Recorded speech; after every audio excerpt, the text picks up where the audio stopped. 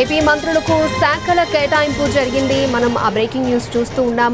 కొల్లు రవీంద్రకు గనుల శాఖ, అలాగే సత్యకుమార్కు ఆరోగ్య శాఖ, నిమ్మల రామానాయుడుకు జలవనరుల శాఖ, నాదెండ్ల మనోహర్కి పౌర సరఫరాల శాఖ, ఇలా ఎవరైతే కేబినెట్ మంత్రులుగా ప్రమాణ స్వీకారం చేశారో వారందరికీ కూడా శాఖలను కేటాయిస్తూ వచ్చారు. దానికి సంబంధించిన మనం బ్రేకింగ్ న్యూస్ చూస్తూ ఉన్నాం.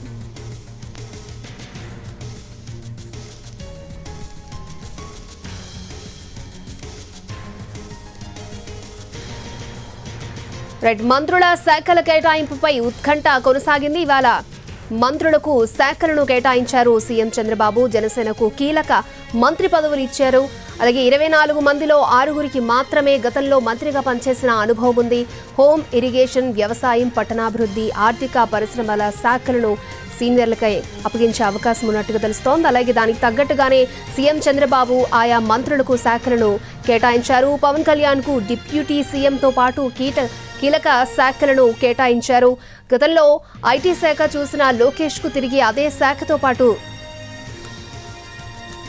అలాగే ఆర్థిక శాఖను ఆనం లేదా పయ్యావులకు కేటాయిస్తారని వార్తలు వచ్చిన నేపథ్యంలో ఆ విధంగానే వారికి శాఖలను కేటాయించారు. మంత్రులతో భేటీలో కీలక అంశాలను ప్రస్తావించారు చంద్రబాబు. శాఖల వారీగా శ్వేతపత్రాలు సిద్ధం చేసి ప్రజల ముందు పెడదామన్నారు. అలాగే గత ప్రభుత్వం నాశనం చేసిన వ్యవస్థల్ని ప్రక్షాళన చేస్తూ ఏపీ పునర్నిర్మాణంలో మంత్రులది కీలక బాధ్యత కావాలని దిశానిర్దేశం చేశారు. ఇచ్చిన శాఖను పూర్తిగా న్యాయం చేయాల్సిన బాధ్యత మంత్రులదేనని చెప్పారు చంద్రబాబు.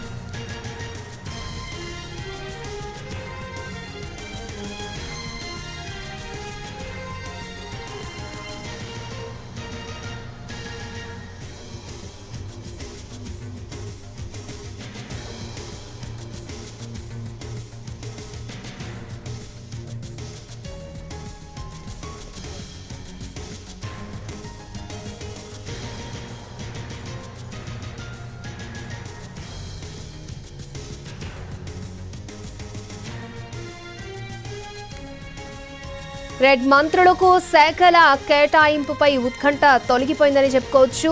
సో మంత్రులకు శాఖలను కేటాయించారు సీఎం చంద్రబాబు. దానికి సంబంధించిన బ్రేకింగ్ న్యూస్ మనం చూస్తూ ఉన్నాం. ఎవరెవరికి ఏ శాఖను కేటాయించారో కూడా మనం ఎన్టీవీ స్క్రీన్ మీద చూడొచ్చు. సో నాదెండ్ల మనోహర్కి పౌర సరఫరాల శాఖను కేటాయించారు. అలాగే పి నారాయణకు ఆయనకి పురపాలక, పట్టణాభివృద్ధి శాఖను కేటాయించినట్లుగా మనకి న్యూస్ అందుతోంది. అలాగే వంగల్పూడి అనిత, ఆమెకు కీలకమైన హోంశాఖను కేటాయించారు. అలాగే బీజేపీ అభ్యర్థి సత్యకుమార్ ఆయనకి ఆరోగ్యం, కుటుంబ సంక్షేమ, వైద్య విద్యా శాఖను కేటాయించినట్లుగా తెలుస్తోంది. అలాగే నిమ్మల రామానాయుడు జలవనరుల అభివృద్ధి శాఖను కేటాయించారు సీఎం చంద్రబాబు. అలాగే సయ్యం మహమ్మద్ ఫరూక్ ఆయనకి మైనార్టీ మరియు న్యాయ శాఖను కేటాయించారు. అలాగే ఆనం రామనారాయణ రెడ్డి ఆయనకి దేవాదాయ శాఖను కేటాయిస్తూ నిర్ణయం తీసుకున్నారు సీఎం చంద్రబాబు. అలాగే పయావుల కేశవ్ ఆర్థిక శాఖ, వాణిజ్య పన్నులు, శాసనసభ వ్యవహారాల శాఖను కేటాయించినట్లుగా తెలుస్తోంది. Anagani Satyaprasad revenue, stamps and registration శాఖను కేటాయించారు. అలాగే కొలుసు పార్థసారథి ఐఎన్పిఆర్ అండ్ గృహ నిర్మాణ శాఖను ఆయనకు కేటాయించారు. అలాగే పవన్ కళ్యాణ్ పంచాయతీరాజ్, గ్రామీణ అభివృద్ధితో పాటు డిప్యూటీ సీఎంగా శాఖను కేటాయించిన విషయం మనకు తెలిసింది. అలాగే అదనంగా తాగునీటి సరఫరా, అడవుల శాఖలను కూడా పవన్ కళ్యాణ్కి కేటాయించినట్లు తెలుస్తోంది. దాంతోపాటు సైన్స్ అండ్ టెక్నాలజీ, పర్యావరణ శాఖను పవన్ కళ్యాణ్కి కేటాయించారు. అలాగే Nara Lokesh HRDA, IT, electronics and communications శాఖను కేటాయించారు.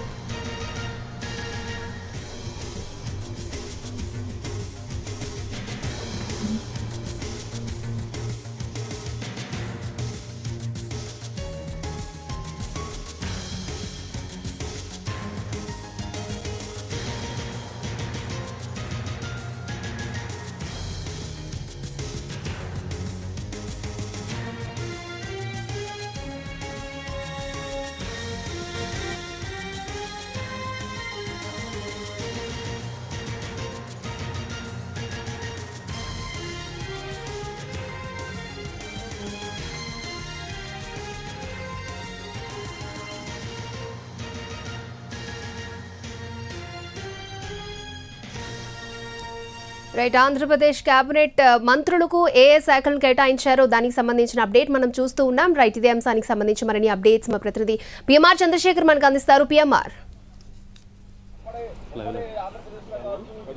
రైట్ అక్షయ, మొత్తం శాఖల కేటాయింపు అనేది పూర్తి అయిపోయింది. దాదాపు 3 రోజుల పాటు ఏపీ సీఎం చంద్రబాబు నాయుడు శాఖలకు సంబంధించిన కసరత్తు పెద్ద ఎత్తున జరిగినట్లుగా మనం ప్రస్తుతం జరుగుతున్న పరిణామాలను బట్టి చాలా స్పష్టంగా అర్థమవుతుంది. గతంలో ఎన్నడూ లేని విధంగా శాఖల కూర్పు విషయంలో కావచ్చు, శాఖలపై కసరత్తు ఎవరెవరికి ఏ శాఖలు కేటాయించాలన్న అంశానికి సంబంధించి 3 రోజుల పాటు గతంలో ఇప్పటివరకు చూసుకుంటా ఉంటే మంత్రివర్గాన్ని ప్రకటించిన తర్వాత, మంత్రులుగా ప్రమాణ స్వీకారం చేసిన తర్వాత 1-2 గంటల్లో మహా అయితే రాత్రిలోగా ప్రమాణ స్వీకారం చేసిన సాయంత్రం రాత్రిలోగా ఈ శాఖల కేటాయింపు ప్రక్రియ అనేది ముగిసిపోయేది.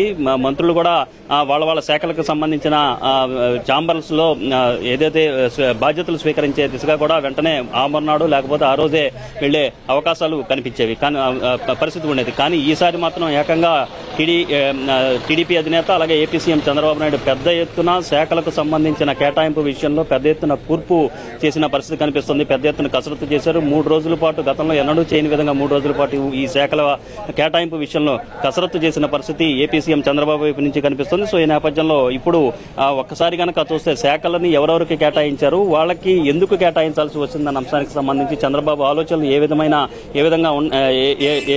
ఏ విషయంలో ఆయన ఈ రకమైన కేటాయింపులు చేసి ఉండొచ్చు అన్న అంశానికి సంబంధించి ఒకసారి కనుక చూస్తే, కొణిదెల పవన్ కళ్యాణ్ ఎవరైతే ఉన్నారో ఆయనకి డిప్యూటీ సీఎం హోదాని కల్పించారు. ఆయనకి Panchayati Raj, rural development, rural water supply, అలాగే environment, forest science and technology. So ఈ అంశానికి సంబంధించి ఇక్కడ ఈ శాఖలు ప్రజల్లోకి వెళ్లడానికి, జనంతో ఎక్కువగా మమేకం కావడానికి, అలాగే స్థానికంగా ఉండే స్థానిక ప్రజాప్రతినిధులు కావచ్చు, స్థానికంగా ఉండే స్థానిక సంస్థలను మరింత బలోపేతం చేసేందుకు, స్థానిక సంస్థలతో రెగ్యులర్ గా టచ్ లో ఉండేందుకు పంచాయతీరాజ్ శాఖ చాలా ఉపయుక్తంగా ఉండే అవకాశం ఉంటుంది. గతంలో అయ్యన్న పాత్రుడు తెలుగుదేశం ప్రభుత్వం ఉన్నప్పుడు అయ్యన్న పాత్రుడు ఈ శాఖను నిర్వహించారు. సో ఇప్పుడు దీన్ని కొణిదెల పవన్ కళ్యాణ్ కి ఇచ్చారు. అలాగే గతంలో అయ్యన్న పాత్రుడితో పాటుగా సెకండ్ స్పెల్ లో ఎప్పుడైతే లోకేష్ ఈ బాధ్యతలు స్వీకరించారో, లోకేష్ ఈ పంచాయతీరాజ్ శాఖని చూసిన పరిస్థితి ఆ నేపథ్యం ఉంది. సో ఇప్పుడు పవన్ కళ్యాణ్ కి ఆ శాఖను కేటాయించడం ద్వారా ఆయనకి హై ప్రయారిటీ ఇచ్చినట్టుగా కనిపిస్తుంది. అలాగే లోకేష్ విషయానికి వచ్చేసరికి ఫస్ట్ నుంచి మనం చెప్తూనే ఉన్నాం, లోకేష్ కి విద్యాశాఖ కేటాయించే అవకాశం ఉన్నది అని చెప్తున్నాం. దానికి అనుగుణంగానే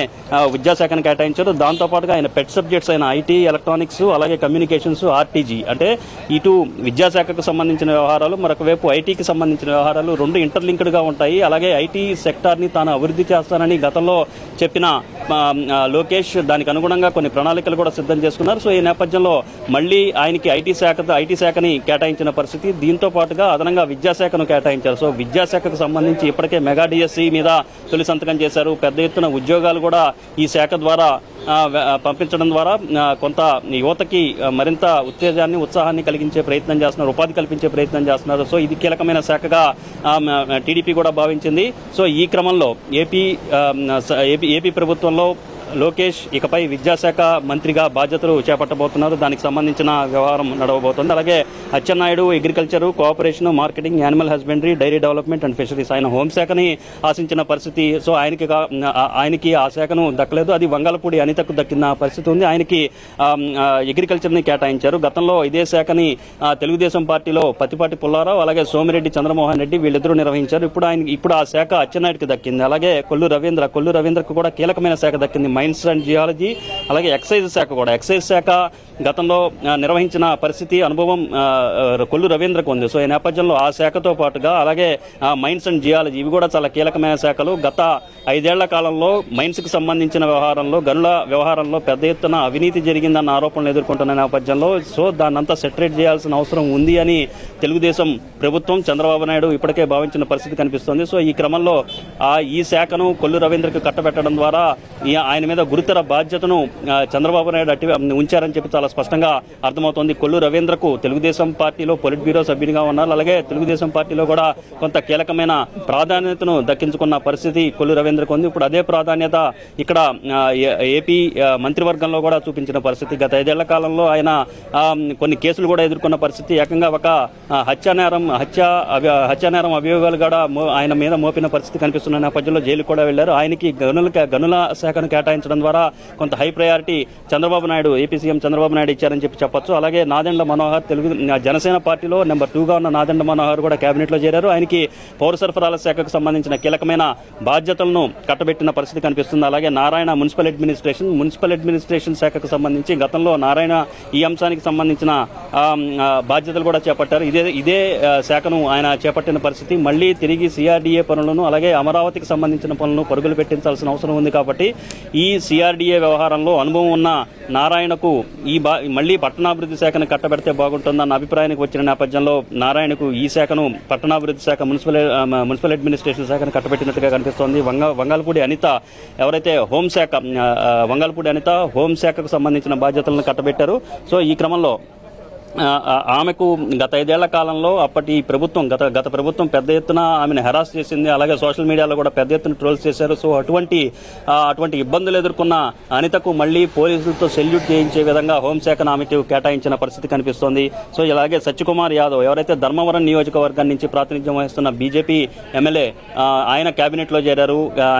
ఆయనకి వైద్యారోగ్య శాఖ 2014-19 మధ్య కామినేని శ్రీనివాస్ బీజేపీ నుంచి, కైకలూరు నియోజకవర్గం నుంచి ప్రాతినిధ్యం వహించిన కామినేని శ్రీనివాస్కి ఏ శాఖనైతే అప్పట్లో టీడీపీ కట్టబెట్టిందో మళ్లీ ఇప్పుడు అదే శాఖను వైద్యారోగ్య శాఖను బీజేపీకే కట్టబెట్టిన పరిస్థితి కనిపిస్తోంది. ఇక వాటర్ రిసోర్సెస్ నిమ్మల రామానాయుడుకు ఇరిగేషన్ శాఖకు సంబంధించిన వ్యవహారాన్ని కట్టబెట్టారు. ఇరిగేషన్ శాఖలో ప్రధానంగా పోలవరానికి సంబంధించిన బాధ్యతలు చాలా కీలకమైన అంశం. పోలవరం నిర్మాణానికి సంబంధించిన విషయం మీద కొంత హై ప్రయారిటీ తెలుగుదేశం పార్టీ కావచ్చు, తెలుగుదేశం ప్రభుత్వం చంద్రబాబు నాయుడు హై ప్రయారిటీ ఇచ్చే అవకాశాలు కనిపిస్తున్నాయి. పోలవరం పశ్చిమ గోదావరి జిల్లా పరిధిలో ఉంటుంది. పోలవరం ప్రాజెక్టు మీద పూర్తి స్థాయిలో అవగాహన ఉన్న నిమ్మల రామానాయుడుకు ఆ శాఖను కట్టబెట్టడం ద్వారా కొంత ఈ ఇరిగేషన్కి సంబంధించిన పనులతో పాటుగా పోలవరం నిర్మాణానికి సంబంధించిన పనులు కూడా వేగవంతం అయ్యేందుకు నిమ్మల రామానాయుడుకి బాధ్యత అప్పచెప్పినట్లుగా చంద్రబాబు నాయుడు బాధ్యత అప్పచెప్పినట్లుగా మనకు కనిపిస్తుంది. దీంతో పాటుగా ఎన్ఎండి ఫరూక్ ఎవరైతే ఉన్నారో మైనారిటీ వెల్ఫేర్ అలాగే లా అండ్ జస్టిస్, దీనికి సంబంధించి ఫస్ట్ నుంచి కూడా మైనారిటీ వెల్ఫేర్ అలాగే ఎన్ఎండి ఫరూక్ కి కేటాయిస్తారన్న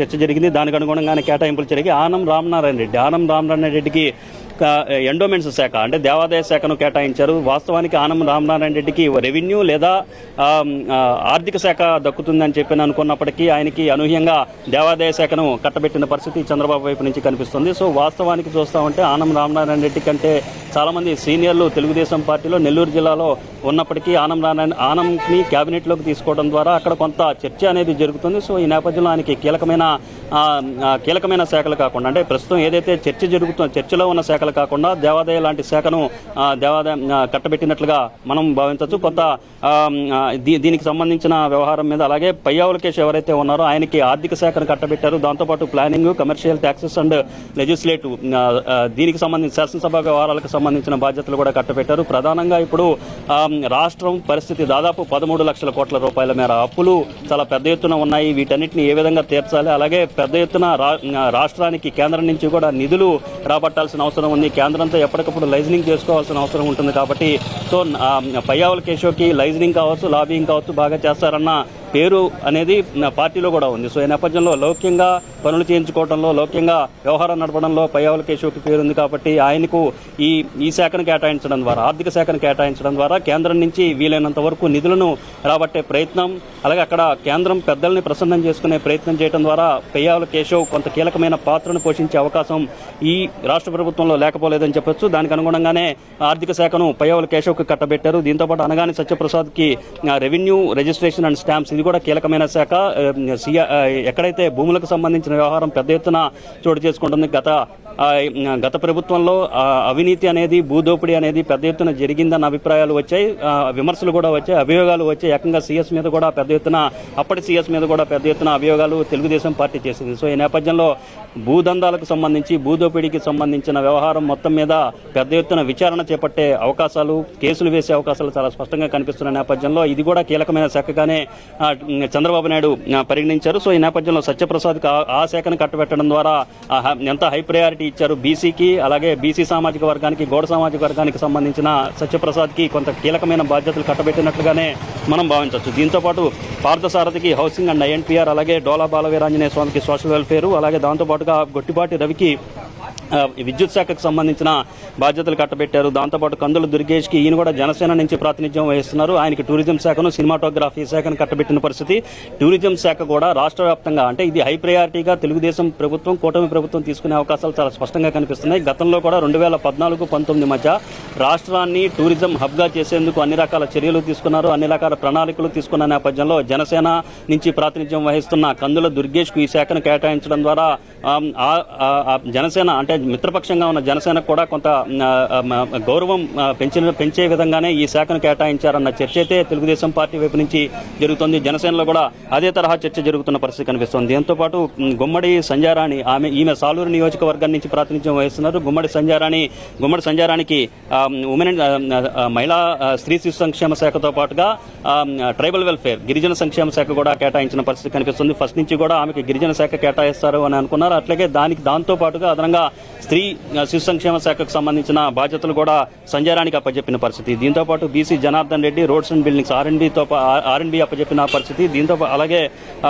సవితకు బీసీ వెల్ఫేర్, పెనుగొండ నియోజకవర్గం నుంచి ప్రాతినిధ్యం వహిస్తున్న సవితమ్మకు బీసీ వెల్ఫేర్, బీసీ సంక్షేమ శాఖను కట్టబెట్టారు. అలాగే చేనేత శాఖను కూడా కట్టబెట్టిన పరిస్థితి కనిపిస్తుంది. దాంతోపాటు వాసంశెట్టి సుభాష్కు కార్మిక శాఖ, అలాగే కొండపల్లి శ్రీనివాస్కు ఎంఎస్ఎంఈ, చిన్న మధ్య తరహా పరిశ్రమలకు సంబంధించిన దానికి సంబంధించిన బాధ్యతలు కట్టబెట్టారు. అలాగే సెర్పు అంటే పెన్షన్ల వ్యవహారానికి సంబంధించి సెర్పు ద్వారా నడుస్తుంది. పెన్షన్లు అనేది ఈ ప్రభుత్వం కూడా పెద్ద ఎత్తున దీన్ని హై ప్రయారిటీగా తీసుకున్న పరిస్థితి. తొలి 5 సంతకాల్లో 3వ సంతకంగా పెన్షన్లను పెంపునకు సంబంధించిన వ్యవహారం మీద పెట్టింది. సో ఈ సెర్పు బాధ్యతలన్నీ కూడా, అలాగే పెన్షన్ల పంపిణీ బాధ్యతలను కూడా దగ్గరుండి పర్యవేక్షించాల్సిన బాధ్యత కొండపల్లి శ్రీనివాస్ మీద ఉంటుంది. మరొకటి కడప జిల్లా నుంచి దక్కించుకున్న కడప జిల్లా రాయచోటి నియోజకవర్గం నుంచి గెలుపొందిన ప్రాతినిధ్యం వహిస్తున్న మండిపల్లి రాంప్రసాద్ రెడ్డి ఎవరైతే ఉన్నారో ఆయన కూడా కీలకమైన శాఖ దక్కింది.